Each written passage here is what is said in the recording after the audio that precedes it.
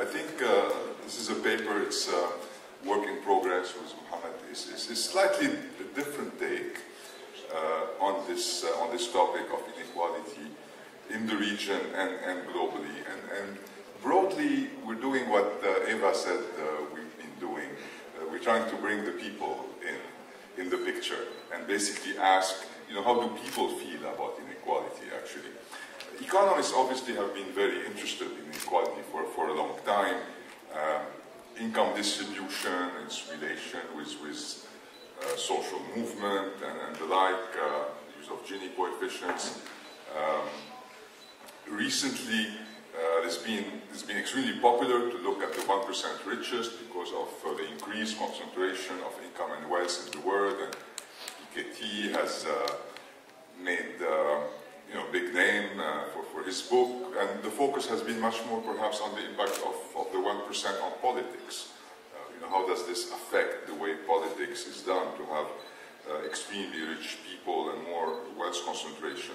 And of course, the work on inequality of opportunity has been extremely important. A lot of work figuring out how much inequality. We've seen these very interesting results. And the approach is somewhat ethical. It's unjust to have people that are not able to develop fully because of these inequalities or opportunities imposed by society in human development, or in the labor market, people not being able to contribute to the fullest of what their education allowed them to do so. So often the approach is ethical or from above.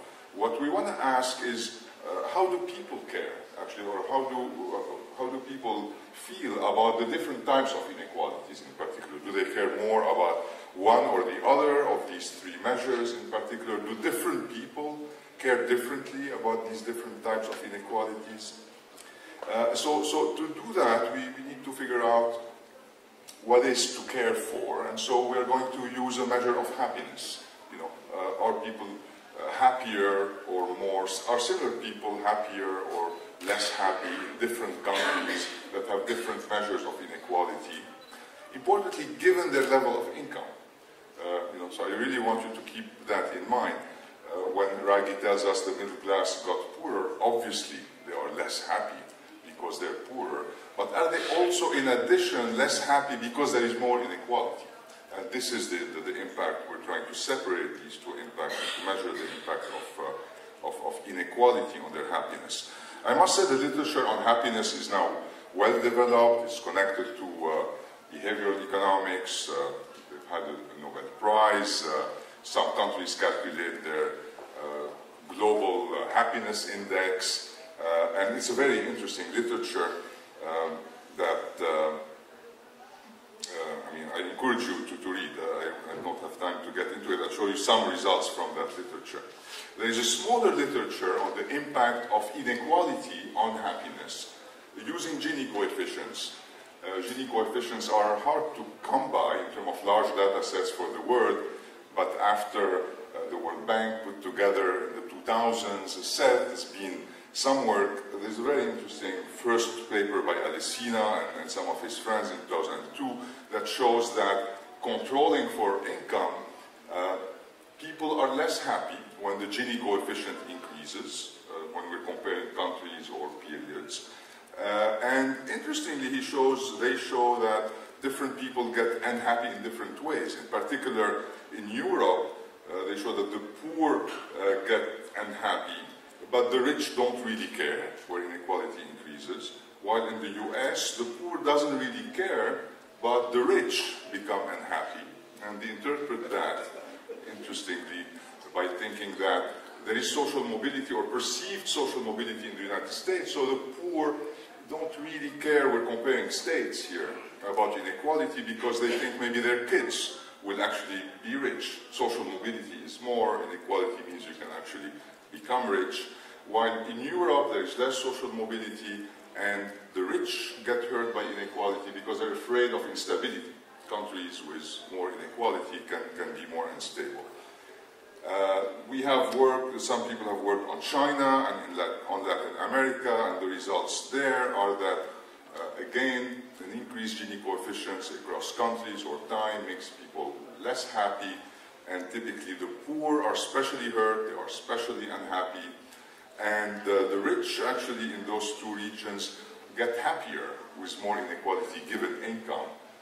The authors speculate that perhaps if the class of rich people is larger, there's more legitimacy to be rich, and so the status of being rich is enhanced.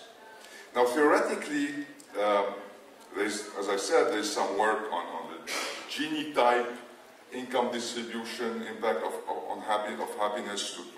To repeat, the poor has, in any equal society, more upside potential, but they may feel injustice or jealousy, especially if there is no social mobility. And among the rich, there's kind of elite status on the one hand, makes you happy, fear of instability, and happy.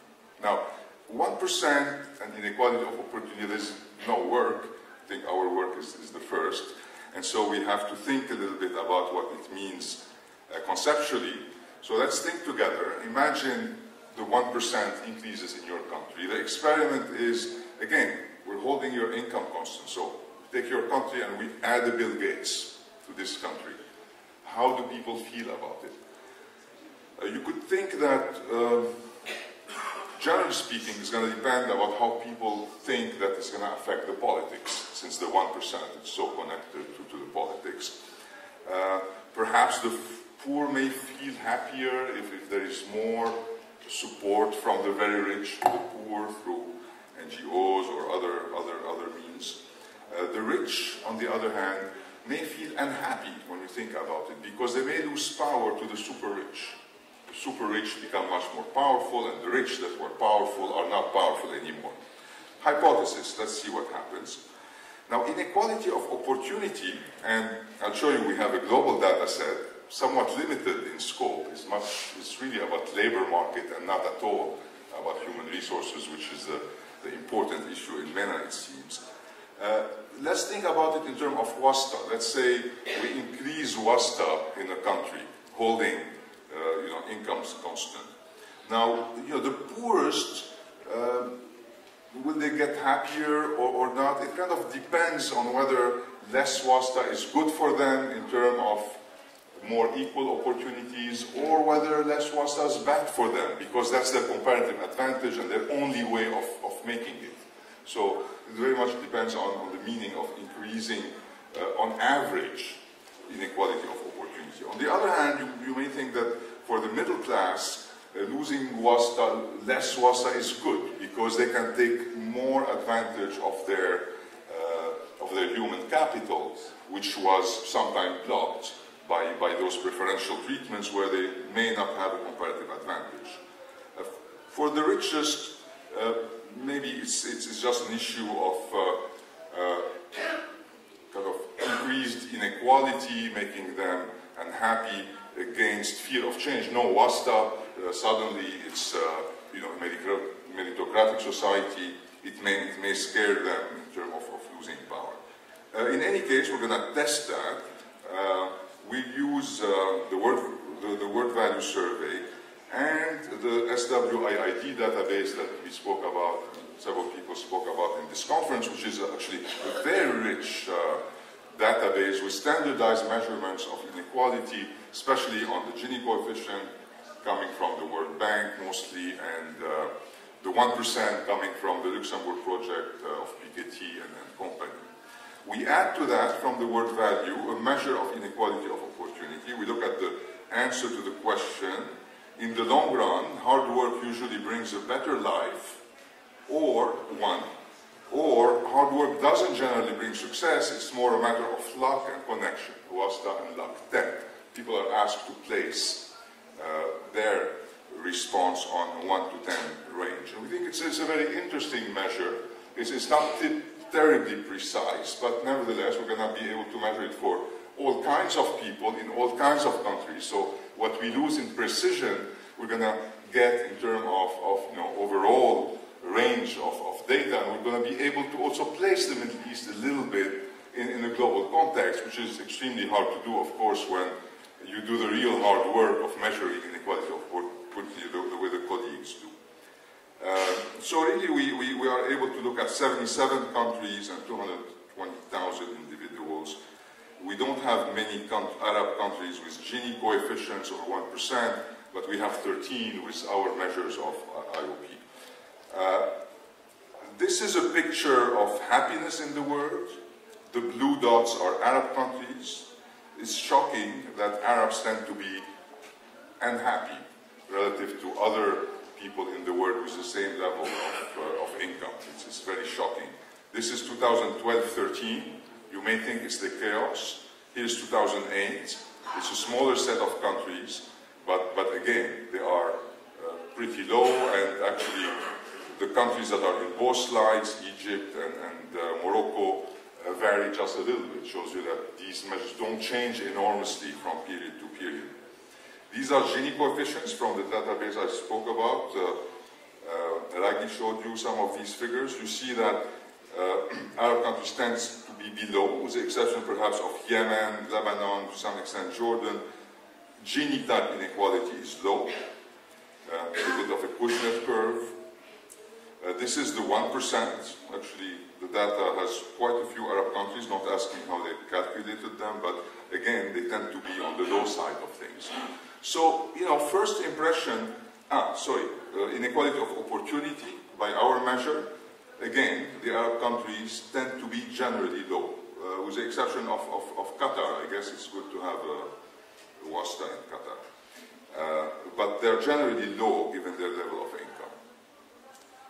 Again, not too different in wave 5 years before. Morocco and Egypt move a little bit between the two slides, but not enormously. They move less than half a point. So really, the first conclusion is Arabs are especially unhappy people, but seemingly not because of the type of perceived inequality or perceived inequality of opportunity that we have measured. It is something else. It's maybe, possibly, inequality of opportunity in human development, in services, or it could be other things, frustrated aspirations, dignity, regression. It's a big question for research to figure out what makes Arabs so unhappy. I don't have time to look at ideology and government responsibility. Maybe we'll come back in the Q&A. We've looked at other questions to see whether Arabs are especially on the left. Well, Morocco and Egypt are ideologically much more on the left, the other countries are on the right, but nobody wants redistribution. They don't seem to trust the government for redistribution. They're all below on question asking whether the government should redistribute to the poor. All right, I want to show you, I have 5 minutes, I guess, not even. All right. 2 minutes. All right, one quick regression. Happiness as a function of individual characteristics, country characteristics, and the multiplicative term, income groups in which you are times inequality. Here are the results. The impact of the Gini on happiness is to make everybody unhappy, and especially the first group, the poor. Like in Europe, if you like. This is a global result. The impact of the 1% is to make the poorest happier than the middle class, all the comparison up to the middle class, and the richest two groups unhappy relative to the middle class. That's the hypothesis we talked about of losses of power, loss of power. We have to ask ourselves why the poorest like to have a Bill Gates in their society. And finally, on inequality of opportunity, it's quite interesting. Against the poorest, get happier with increased type of inequality of opportunity of the type we talked about, as if they fear losing this wasta, if you like, while the two richest groups get unhappy. And it's interesting, we don't talk at all about inequality of opportunity, say, in the labor market for the middle class or the upper middle class, but the global data tells us these are the ones that really care about that type of inequality of opportunity in the labor market, because the question is about hard work. And in my last slides, inequality of opportunity across regions, since this is the theme we're looking at here, we redo the regression 1 region at a time. The result is consistent across all regions. You get the same signs across income groups. And interestingly, the MENA results are quite strong, like the world. That is, the poorest get happier when inequality of opportunity of that type increases, while the two richest groups get poorer. And so, no time or need perhaps to summarize the result, just to say this is a new area that I think is complementary to the kind of work that's being done here. It is also important to see how people feel about these different types of inequality and the relative importance of these different measures. Thank you.